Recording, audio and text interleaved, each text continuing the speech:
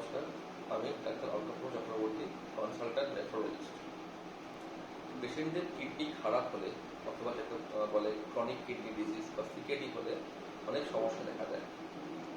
যেমন পেশেন্টদের খিদে কমে যায়, বমির ভাব আসে, বা হাঁটতে চললে দুর্বলতা ফিল করে, অথবা পা ফুলে যায়।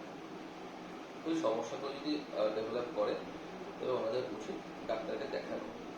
এবং তাদের তরফ থেকে যেটা করা উচিত সেটা হচ্ছে গিয়ে সুগার বা প্রেশার থাকলে তার চিকিৎসা করানো এবং জল এবং নুন কম করে খাওয়া।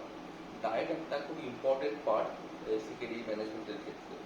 তো যদি কোনো পেশেন্ট যার সিকেডি হয়েছে তিনি যদি জল এবং নুন বেশি করে খান তাহলে কিন্তু পা ফলার সম্ভাবনা বাড়বে এবং তার সঙ্গে সঙ্গে কিন্তু এইসব সমস্যাগুলো হাতটা যদি দুর্বল ভাব করা বা শ্বাসকষ্ট বা পা ফোলা এও কিন্তু বাড়তে পারে। তো এইগুলোকে কম করে খেতে হবে।